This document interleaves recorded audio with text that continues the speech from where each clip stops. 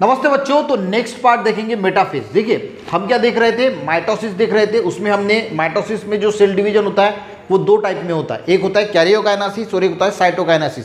Karyokinesis में जो nucleus है उसका डिवीजन होता है और उसके बाद साइटोकाइनेसिस में साइटोप्लाज्म का डिवीजन होता है। देखिए वीडियो डायरेक्टली मत देखना, सीरीज वाइज देखना, 1 2 3 जो सीरीज है वो देखोगे तो समझ में आएगा, क्योंकि प्रीवियस पार्ट अगर समझ में आए तभी ये पार्ट समझ में आएगा।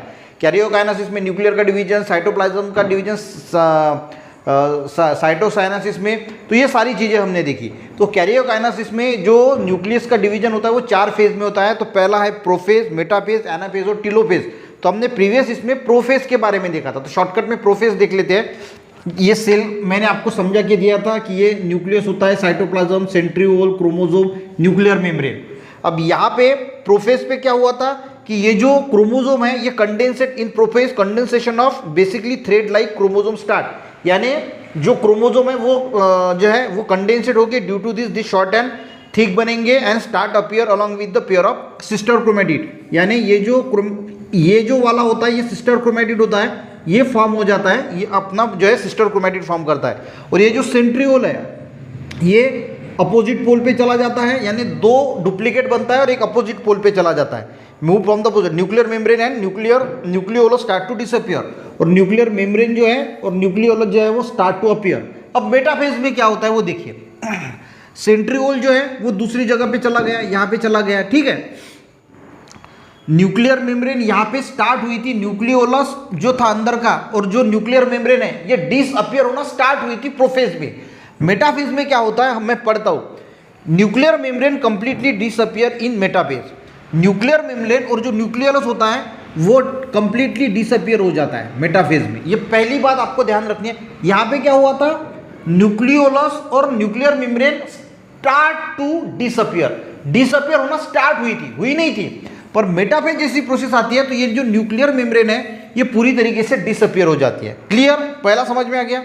Chromosome complete their condensation and become clearly visible along with their sister chromatid. अब क्रोमोसोम का जो कंडेंसेशन था वो कंप्लीट हो जाता है, पहले वो दिखते नहीं थे, एंड बिकम क्लियरली विजिबल, अब वो क्लियरली विजिबल दिखते हैं along with their sister chromatid. यानी ये जो क्रोमोसोम है तो ये अपने सिस्टर क्रोमेटिड के, सिस्टर क्रोमेटिड कौन सा हो गया, ये क्रोमोसोम हो गया क्रोमेटिड्स, और ये इसका सिस्टर क्रोमेटिड हो गया। तो सिस्टर क्रोमेटिड के साथ वो कंप्लीटली जो है वो सिस्टर क्रोमेटिड्स के साथ दिखने लगेगा।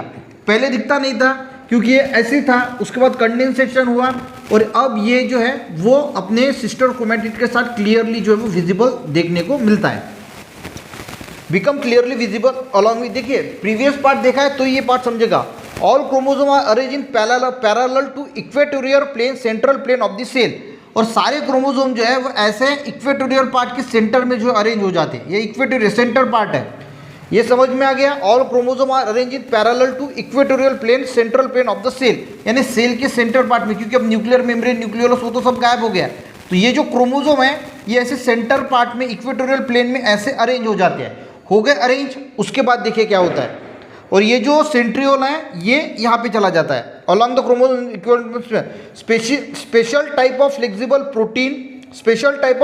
Protein fibre, spindle fibre are form between centre of each chromosome both centriole. यानी ये जो सेंट्रियोल था ये अपोजिट साइड पे चला गया, तो यहाँ से जो है वो special type of flexible protein fibre, जिसको हम स्पिंडल फाइबर बोलते हैं, वो फॉर्म होता है।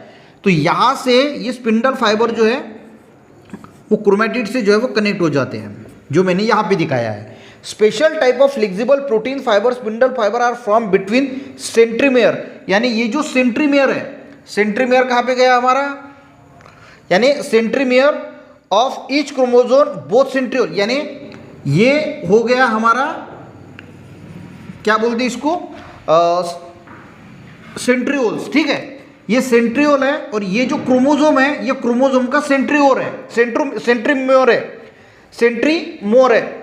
तो ये जो सेंट्रियोल है और यहाँ क्रोमोसोम का जो सेंट्रीमियर है, इसके साथ ये स्पिंडल फाइबर जो है वो कनेक्ट हो जाते हैं। इसको समझना, ये क्या है, ये सेंट्रियोल है जो 2 साइड में, और ये सेंट्रीमोर है क्रोमोसोम का।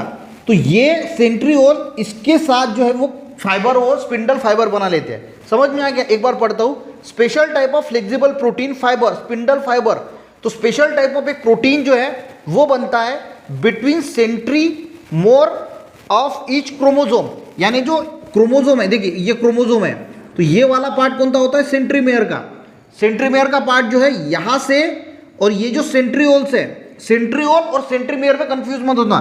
न्यूक्लियस में ये अपना सेंट्रियोल था, तो ये दो सेंट्रियोल अपोजिट साइड में, ये प्रीवियस पार्ट में हमने देखा कि सेंट्रियोल जो है वो दो बन जाते हैं। तो ये जो दो सेंट्रियोल्स बने, तो ये कनेक्ट हो जाते हैं, जो हमारा क्रोमोजोम है इसका जो सेंट्रीमेयर है इसके साथ कनेक्ट होते हैं और स्पेशल प्रोटीन जो है वो फॉर्म करते हैं। देखिए अब आपको समझ में आ गया होगा ये लाइन क्या है। Special type of flexible protein fibre, spindle fibre are form between centromere of each chromosome and both centrioles, यानी जो सेंट्रियोल है इसके साथ जो है वो ये सेंट्रीमियर के जो है वो स्पिंडल फाइबर जो है वो फॉर्म हो जाते हैं।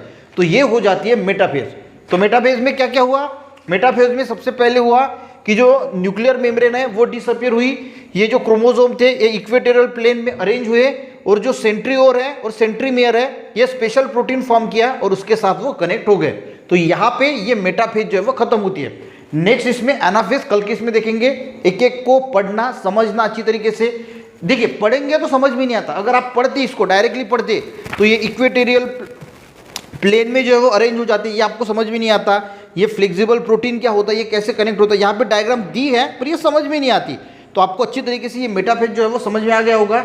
नेक्स्ट इसमें हम एनाफेज क्या है वो समझने की कोशिश करेंगे, उसके बाद टीलोफेज देखेंगे। तो मेटाफेज समझ में आए एक लाइक जरूर करना और सीरियल वाइज देखने की कोशिश करना, एक एक पार्ट से जो है वो देखोगे समझ में आएगा। वीडियो अच्छा लगे एक लाइक जरूर करना, अपने दोस्तों को भी शेयर करना, चैनल पे नए जरूर सब्सक्राइब करना। मिलते हैं नेक्स्ट वीडियो में, तब तक के लिए जय हिंद।